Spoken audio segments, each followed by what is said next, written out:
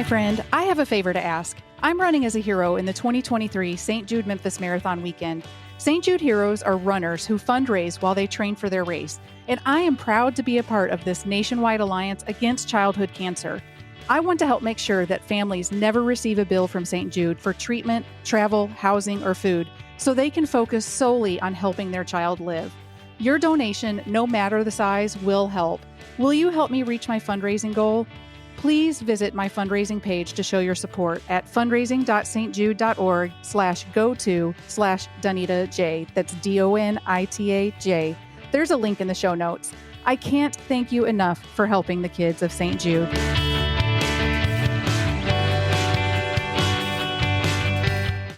Hey, Triathlon Tribe. Ever felt that slight drudgery mid-training and thought, there's got to be a way to spice this up?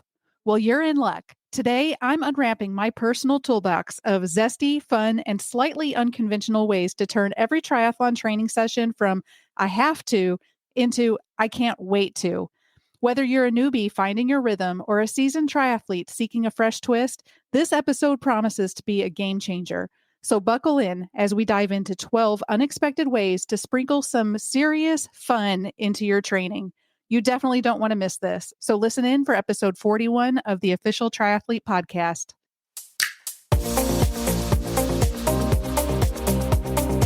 Hey, my friend. My name is Donita Jacobs. Some people know me as a nurse, a leader, and health expert. Other people know me as a coach, race official, and seasoned triathlete. But at the end of the day, I'm simply a friend with a mission. I want to help you transform your life. My goal isn't to help millions. My goal is to help you. Welcome to the Official Triathlete Podcast, where you will learn about all things multisport broken down into bite-sized pieces and how we can blend life demands with fitness goals. My approach is different because I am blending my 20-plus years of healthcare and athletic experience to help you be the healthiest, happiest, and most balanced athlete you can be. I believe in you, even if you don't. You really can reach those soaring goals, and I'm here to help you get there. I'm so glad you made it here. If you have a question or topic idea, get in touch and let me know. After all, this show is for you. Enjoy!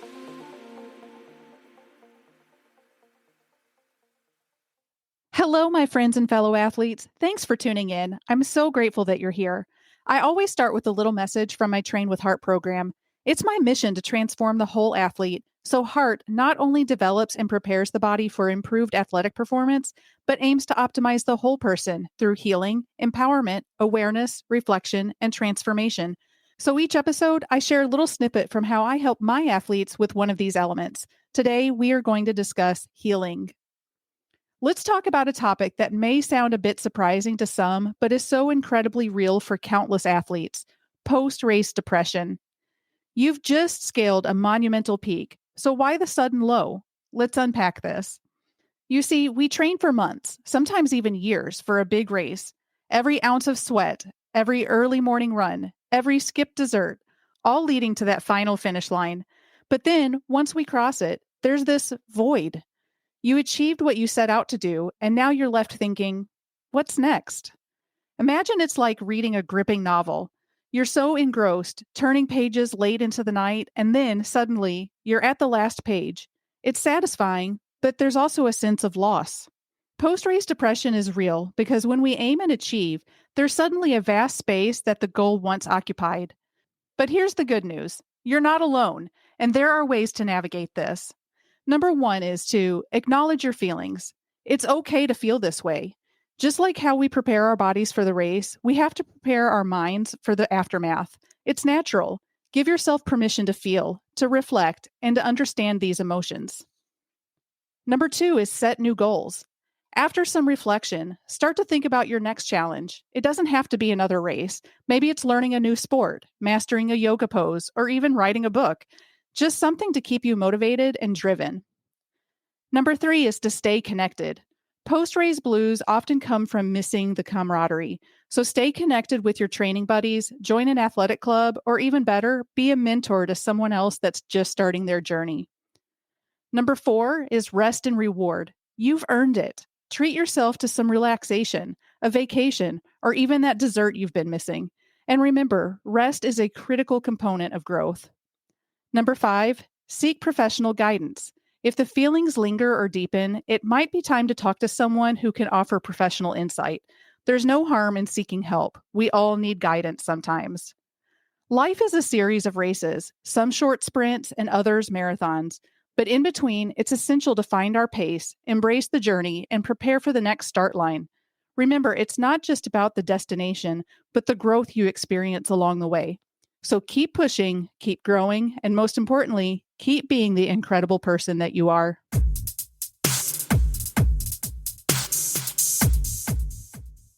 Whether you're just stepping into this incredible world of triathlons or looking to reignite your training passion, today is all about fun.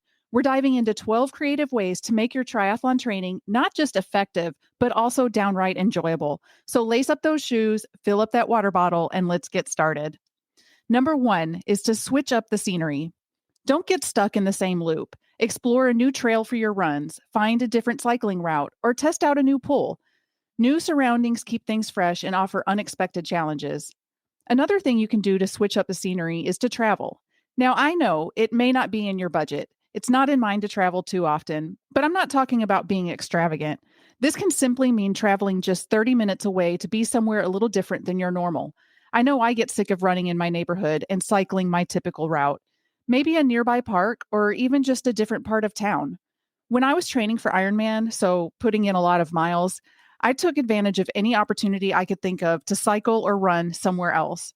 My parents live about 4 hours away from me, so whenever I visited, I brought my bike and rode in their town, and I certainly always run in their neighborhood, even now, just for a change of scenery. Again, when I was training for Ironman, I took my kids, met them in Little Rock, which is about 2 hours away, and I went for a long bike ride while they took the kids to do something fun in a different city, too. Other things you can do to shake it up a little: if you usually run in your neighborhood, try going to a track or even try a trail run. Find a group to ride with and get to know the new route. For races, if you can fit it into your budget, use a new race destination as an excuse to visit somewhere you haven't been before. If you go on vacation, see if you can find something a little different to do. If you go to a beach, see if you can rent a beach cruiser and ride alongside the beach. If you go to a new town, rent a rideshare bicycle.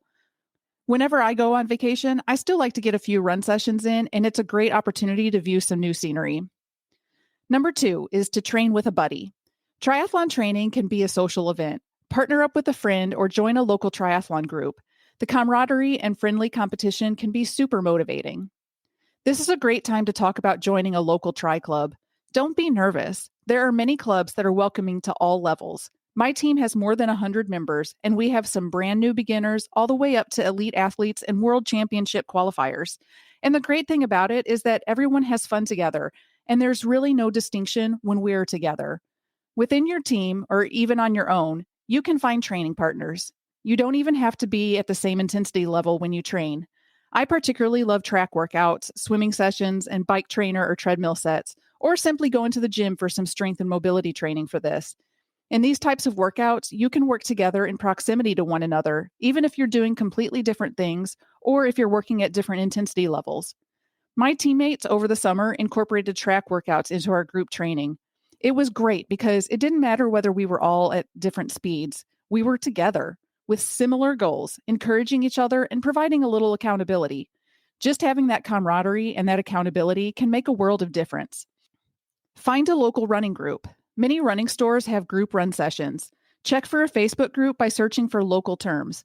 Does your town have any large groups that you can join? Here in Memphis, we have Memphis Runners Track Club. We also have the Hightailers Bicycle Club. We have several running stores that host group runs on specific days of the week.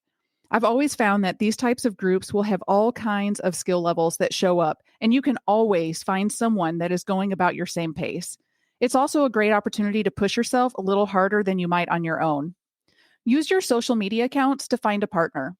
I've even posted before very generically, "Hey, I'm looking for a running partner to run with me this weekend at about a 10:30 pace. If you're in the Memphis area and want to run, send me a DM." I mean, sometimes it works. There are several local Facebook groups I'm part of where I can post the same thing. And hey, if you can't find a local Facebook group, create one. Make the title really clear so it's obvious what it's for. Then start inviting people to it. For bike trainer sessions, if you have a smart trainer, you can join in on a community on a platform like Zwift and just have people to talk to while you're getting your training right in. The bottom line is start finding or building your tribe. Working out with a buddy makes training so much more fun. Number 3 is to gamify your training. Who said games are just for kids? Set mini challenges like sprinting the last 200 meters of your run or beating your previous cycling time. Rewards, anyone? You can gamify on your own or with training partners. Come up with something that makes it a game. There's a game that you could do running or cycling or swimming, and that's called Catch Me If You Can. Take turns in your group where you are all in a line, and the last person has to catch up to the first person. Once the last person is up front, move on to the next, and keep doing that for a specific amount of sets. You can get on Strava and find the segments in your area and try to get the KOM badge for running or cycling that segment the fastest. That's the King of the Mountain badge. Or try to get the local legend badge where you have done that segment the most times in a given period of time. Use a deck of cards to gamify your training. You can use this at the gym for strength training.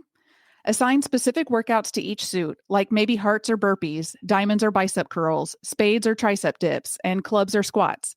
Then shuffle the deck and flip over the cards, and the number of each suit is how many reps you do. You can do this on the track too. Assign a drill to each suit, like maybe hearts or skips, diamonds or side steps, etc. Then the number is how many sets of 10 meters that you do. Same thing at the pool. Assign each suit a distance like spades or 50s, clubs or 100s. I mean, there's so many things you can do with a deck of cards to gamify your training. Number 4 is invest in new gear.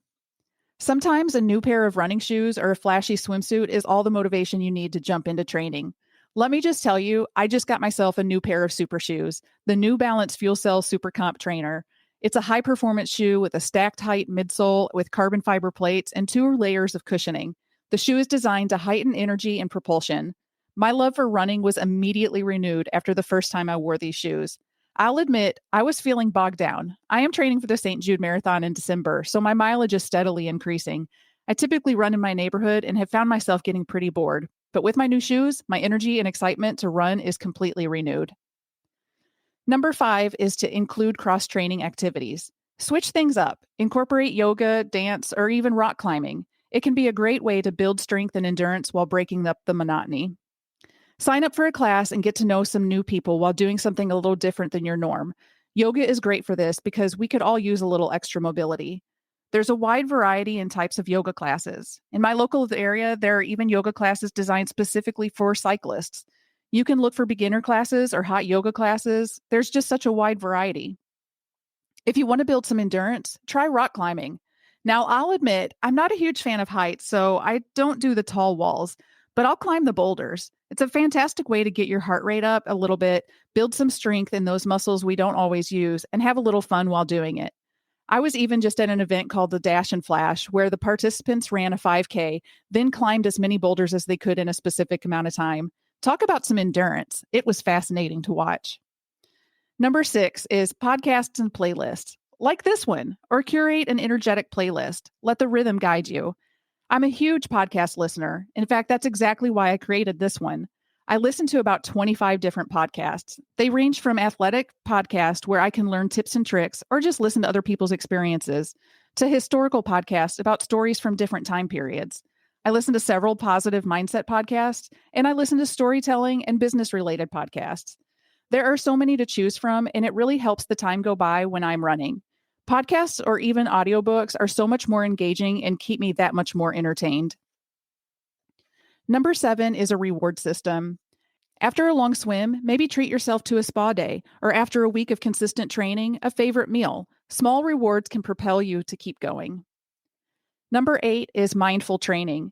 Incorporate mindfulness techniques during your sessions. Not only does it help with focus, but it turns training into a form of active meditation. One way you can incorporate mindfulness is by having a no technology day. Yep, I said that, no technology. What if you did all 3 sports, swimming, cycling, and running, without any technology? No headphones, no watch, just you doing the sport. Go for a swim without a watch. Just swim. This is a great time to focus on your technique. Don't worry about your splits or your distance, just swim. Or go for a bike ride. No GPS recordings, no measuring your wattage. Just go for a bike ride, like a kid. Just ride around and take in the scenery. Same with running. Get the positive hormones flowing, boost those endorphins, engage in stress-reducing exercise, connect with nature. This is a great way to reduce cortisol and increase dopamine and endorphins. Be present. Number 9, a different kind of race, relays and volunteer. Try out a relay for at least one race per season. Get out there with some friends, some family members, or training partners. Each of you pick a discipline and go out there and kill it. You don't have to worry about transitions or running off the bike or getting out of your wetsuit quickly. You don't have to worry as much about nutrition and hydration strategies. Just smash the leg of the race you were doing and sit back and encourage others when you're done. Another thing you can do at a race that's a little different is to volunteer. It really is rewarding. You may be surprised at how much volunteer work it really requires to put on a race. There's always something to do to help out, and I promise you will never be turned away for help. There are plenty of pre-race activities like packet stuffing, packet pickup, course setup, transition setup. There's always help needed to orient participants. There are positions out on the course directing athletes. There are water stops. People are needed at the finish line to hand out water, wet towels, medals, to take off ankle chips. There may be post-race food that needs help organizing. There's so much. I love volunteering when I can. It's just a great opportunity to give back to the community. I can tell you as an official, I love having volunteers helping in transition to ensure athletes are being safe, like wearing their helmets, not getting on their bikes before the mount line. Oh, that's another place that needs volunteers, at the mount and dismount lines. So bottom line is, there is plenty to do to help. Number 10 is to always remember your why. Whenever things get tough, remember why you started. Pin your goal somewhere visible so every day you're reminded of your bigger mission. Number 11 is to document your journey. Create a training vlog or just snap pictures. Watching your progress is super motivating, and trust me, your future self will thank you. When I was training for Ironman Louisville, I created a private group for family and friends, and for 100 days before the race, I posted a picture and documented what I was doing every day, even on my rest days. Not only was it great to get some positive encouragement through the group, but it's great to be able to go back and look at all I was doing. And number 12 is recovery. Learn to take a day off for some good R&R. Listen to episode 39 for plenty of recovery recommendations. Learn to listen to your body. Listen for the whispers rather than waiting for your body to yell. Try a day off, spend a long session foam rolling, invest in a massage gun. You can even look into dry needling or acupuncture. Get a massage. Incorporate plenty of recovery techniques into your training. Make sure to stretch. Look into taking recovery supplements. Slow down when you're overly sore. And there you have it, 12 exciting ways to keep the spark alive during your triathlon training. Remember, at the end of the day, it's about enjoying the journey as much as it's about crossing the finish line. So stay spirited, stay playful, and keep trying. If you're looking for a community to join, I would love to welcome you into my Facebook group, Health, Fitness, Endurance for Triathletes and Runners. It's a growing group, but check it out for some free resources and motivation. There's a link in the show notes. Thanks for tuning into the Official Triathlete Podcast. If you found these tips helpful, don't forget to share with your fellow triathletes. And hey, I'd love to hear your unique ways of keeping training fun, so hit me up on our social channels. Until next time, swim, bike, run, and have a blast.